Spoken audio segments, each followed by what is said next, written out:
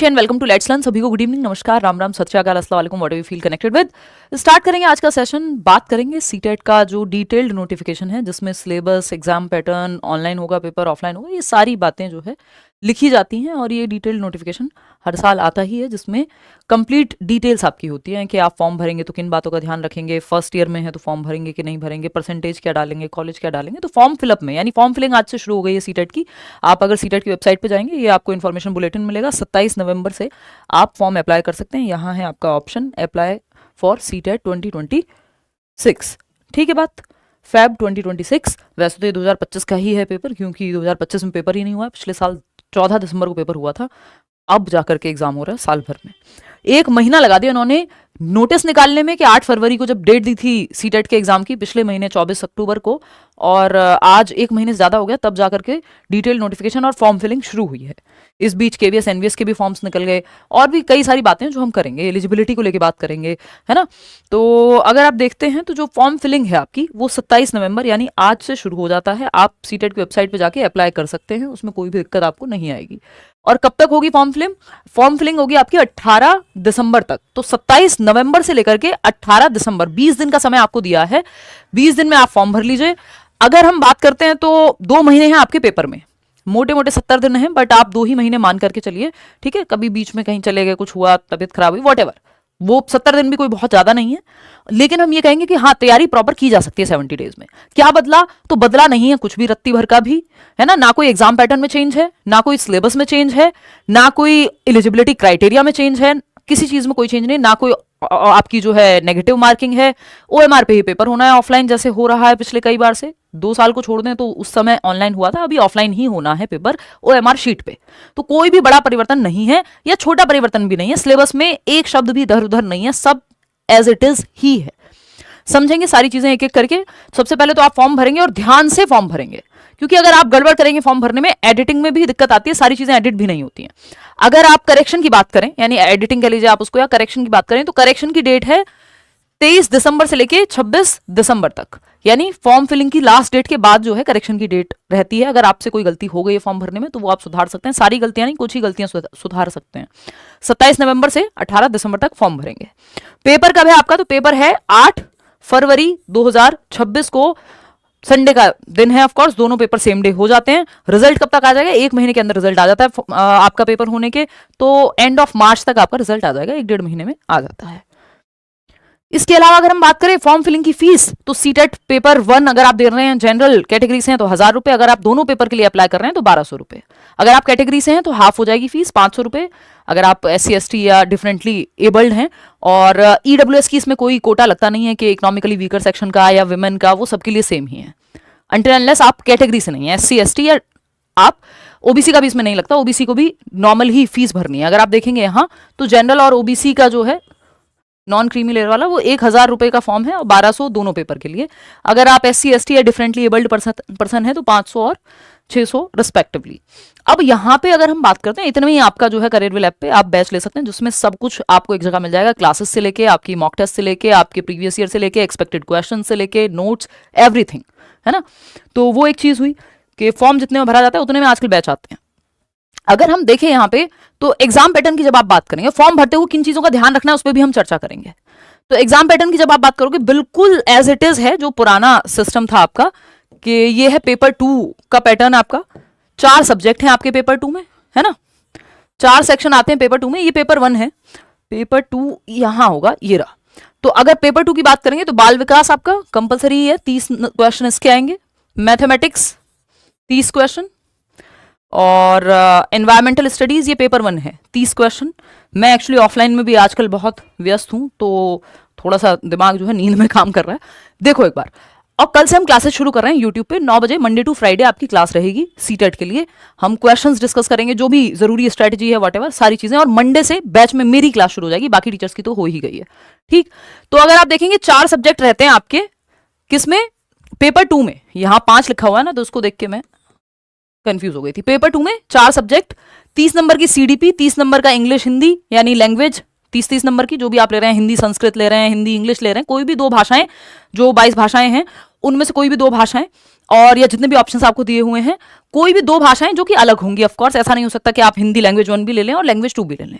मेरा रिकमेंडेशन ये रहता है कि आप लैंग्वेज 1 अगर हिंदी ले रहे हैं तो लैंग्वेज 1 ही लें हिंदी को, बाकी कोई और भाषा आप सेकंड लैंग्वेज ले लीजिए। फर्स्ट वाली थोड़ी सी पोइटिक होती है, थोड़ी सी मुश्किल पड़ती है, पेडागोजी हालांकि सेम रहती है।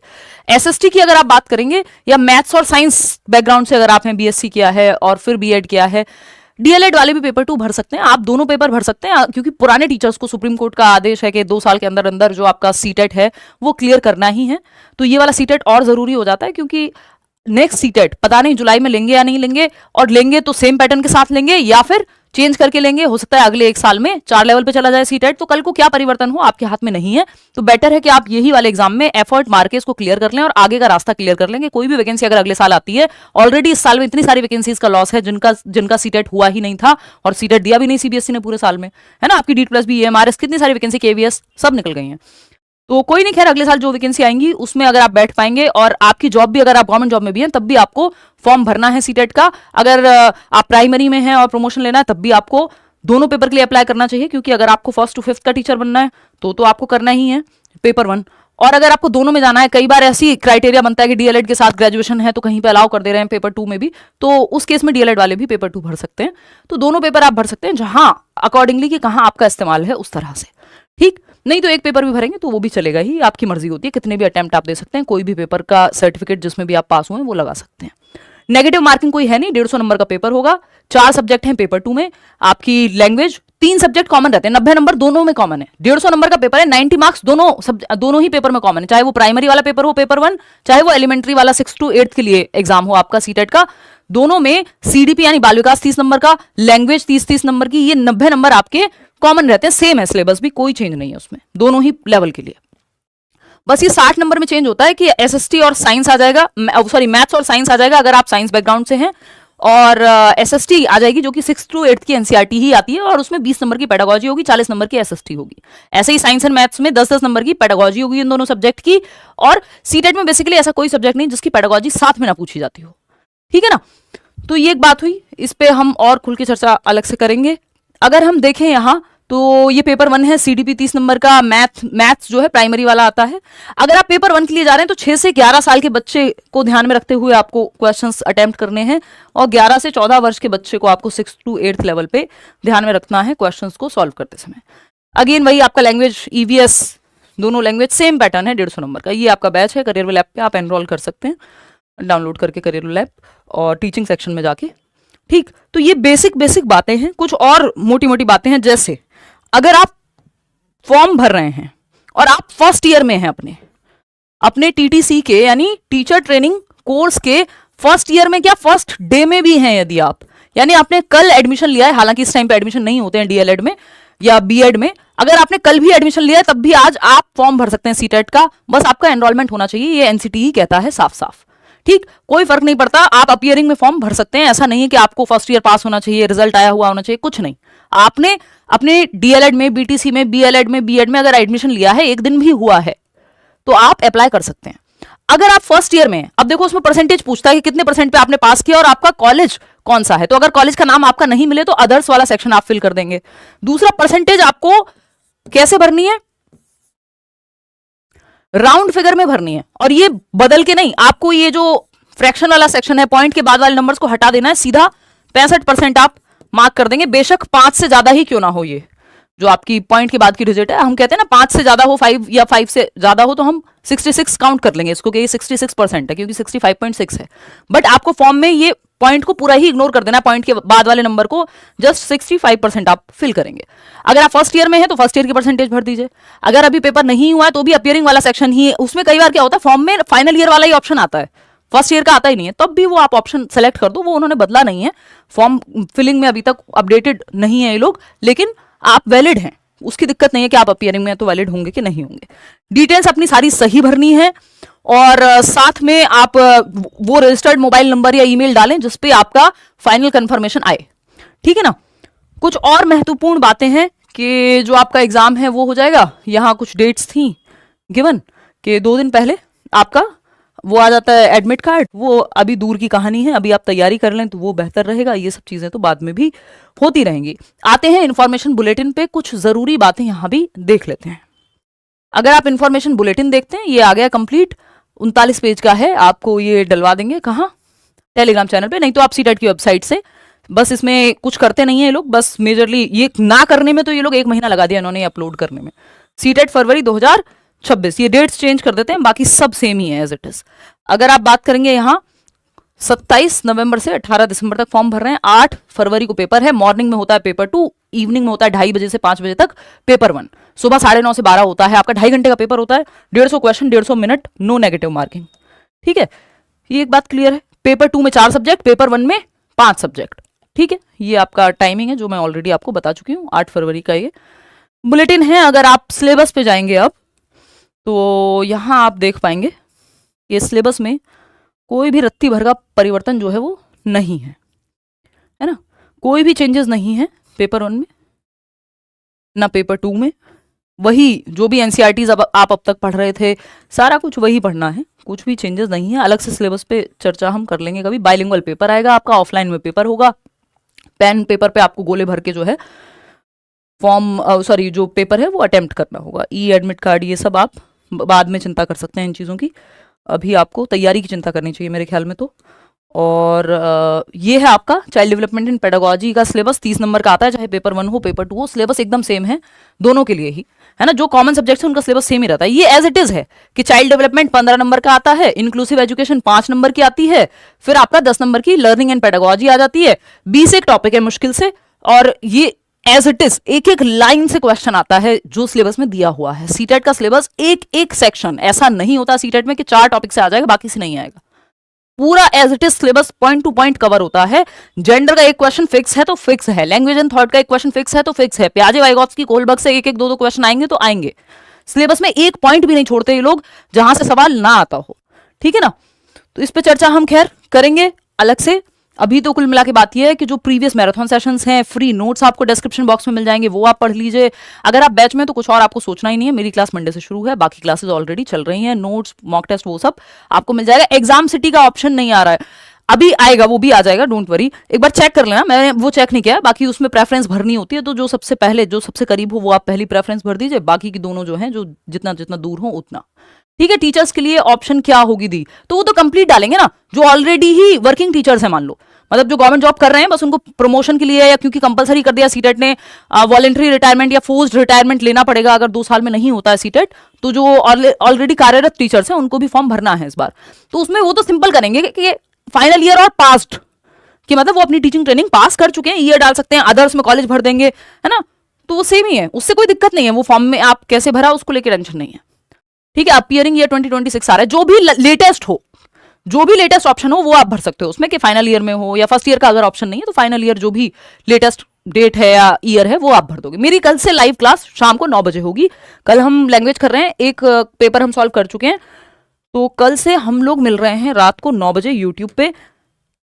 हालांकि मैं ऑफलाइन में भी बिजी हूँ, करियरविल ऐप पे क्लासेस में भी बिजी हूँ, बट हम यूट्यूब पे मिलेंगे, है ना। यूट्यूब पे डेली मिलने की पूरी कोशिश है मेरी तरफ से, बेस्ट कि हम यूट्यूब पे रात को 9 बजे मिले। ये टाइम सालों साल से ऐसे ही है, पिछले 9 सालों से। ठीक है, लैंग्वेज 1 पंजाबी ले सकते हैं, बिल्कुल ले सकते हो। लैंग्वेज 1 आप जो मन करे आपका, लैंग्वेज 2 उसके अलावा कोई और लोगे, सिंपल। बीएड वाले दोनों पेपर भर सकते हैं, डीएलएड वाले भी दोनों पेपर भर सकते हैं, पेपर भरने में दिक्कत नहीं है। बीएड वालों को प्राइमरी में मौका नहीं मिलेगा वो एक अलग बात है, लेकिन अगर कल को मिल जाए, जो कि होना असंभव के बराबर ही है अभी तो, क्योंकि सुप्रीम कोर्ट ने ऑर्डर दिया था, अगर नहीं भी मिलता है, मान लो आप पुराने समय से लगे हुए हो और आपको प्राइमरी में लगे हुए हो, मान लो भाई पहले तो बीच में जॉब मिल ही रही थी ना लोगों को, तो अब अगर आपको उस पर एलिमेंट्री लेवल पे जाना है प्रमोशन के लिए भी तो चाहिए होगा ना पेपर 2, फिर तो उस केस में आप दोनों ही भर के चलो, अगर आप पहले से कार्यरत हो तो।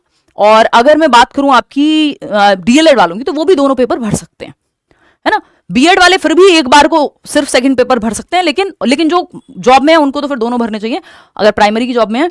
और डीएलएड वालों को दोनों पेपर वो भी भर सकते हैं, क्योंकि कई जगह पे होता है कि ग्रेजुएशन के साथ अगर अलाउ कर दिया है डीएलएड को, तो या कुछ इस तरह का है, तो भर तो फॉर्म तो आप दोनों के भर सकते हैं, उसमें कोई दिक्कत नहीं। वो आपकी प्रेफरेंस है कि आप किधर जा रहे हो, या फिर जो रूल्स हैं मार्केट में या गवर्नमेंट के जो रूल्स हैं, बोर्ड के जो रूल्स हैं जॉब को लेकर के, उसके हिसाब से फिर वो आप सर्टिफिकेट लगा पाओगे या नहीं लगा पाओगे वो एक अलग कहानी है ना। लेकिन फॉर्म तो आप दोनों लेवल भर सकते हो, वो फॉर्म भरना कोई इलीगल काम नहीं है। फॉर्म तो आप दोनों पेपर के ही भर सकते हो या दोनों में से एक जिसका चाहो उसका भर सकते हो, है ना। पेपर में आपको 82 नंबर चाहिए अगर आप ओबीसी या किसी भी कैटेगरी से हैं, SC ST डिफरेंटली एबल्ड हैं, ठीक। EWS इसमें लागू नहीं होता। और अगर आप जनरल कैटेगरी से हैं ना, विमेन कैंडिडेट का अलग से कोई कोटा है, तो आपको 90 नंबर लाने हैं। क्लियर है। जो आपका सर्टिफिकेट है वो लाइफ लॉन्ग वैलिड है। रेट्रोस्पेक्ट में आज तक 2011 से अब तक आपने कभी भी सीटेट किया हो, दोबारा देने की जरूरत नहीं है, मन करे दे सकते हो, उस पर लिमिट नहीं है कोई, ठीक है। करियर वेल पे मेरी क्लास मंडे से चल जाएगी, शाम में अलग लगेगी, वो यूट्यूब की क्लास अलग होगी, बाकी टीचर्स की ऑलरेडी चल रही है, तो आप एनरोल कर सकते हैं बैच में बिना टेंशन लिए, ठीक है। लाखों लोग पढ़ते हैं साल भर में, तो उसकी भी कोई दिक्कत नहीं है, ठीक। लैंग्वेज 1 अगर आप हिंदी लेंगे तो बेटर है, अगर आप हिंदी ले ही रहे हैं तो। और लैंग्वेज 2 अगर आप इंग्लिश को लैंग्वेज 1 अवॉइड करें अनटिल अनलेस आप बहुत महारथी ना हो अंग्रेजी में, है ना, आपको पोइट्री लिटरेचर ये सब ना पढ़ रखा हो, ठीक। चलिए, कोई और इसके अलावा सवाल आपको लग रहा हो कि ये रह गया है या हमें इसकी क्वेरी है, तो आप कमेंट्स में पूछ लीजिएगा। बोल बोल के मैं, ऑफलाइन भी क्लास चल रही है ना लगातार, अभी हो गया, मैं जाती हूँ सोने या रेस्ट करने। आज के लिए इतना ही, thank you so much. Negative marking नहीं है, कोई नेगेटिव मार्किंग सीटेट में नहीं होती, क्वालिफाइंग एग्जाम है, किसी से किसी का कोई कंपटीशन नहीं है। 90 नंबर जनरल कैटेगरी, 82 नंबर किसी भी कैटेगरी से हैं तो, ठीक है। ओ गॉड सॉरी, ठीक। चलिए फिर मिलते हैं जल्दी, मतलब कल मिलते हैं 9 बजे, लैंग्वेज सेक्शन एनालाइज करेंगे। चलिए, take care, bye bye. Like share subscribe कर दीजिएगा अगर ना किया हो तो। अब मस्त तैयारी करो, 60 दिन लग के मेहनत करनी है, मैं भी अपनी तरफ से बैच दूंगी, यूट्यूब हो, करियरवेल ऐप हो, ऑफलाइन चल रहा है वो भी, हालांकि सीटेट का बैच हम ऑफलाइन नहीं लाते हैं, सीटेट उतना बड़ा एग्जाम नहीं है कि आपको ऑफलाइन पढ़ने की जरूरत पड़े। और अगर हम बात कर रहे हैं, आप भी अपना बैच दीजिए, ऐसा नहीं है, सिलेबस आराम से कंप्लीट किया जा सकता है, बढ़िया से पेपर निकाला जा सकता है, 2 महीने इनफ टाइम है। थोड़ा सा सिलेबस सेम है लेकिन क्वेश्चंस का पूछने का तरीका विद टाइम इनका चेंज हो गया है, तो उसको भी हम रोज डिस्कस करेंगे यूट्यूब पे, ठीक है। चलिए, take care, bye, good night.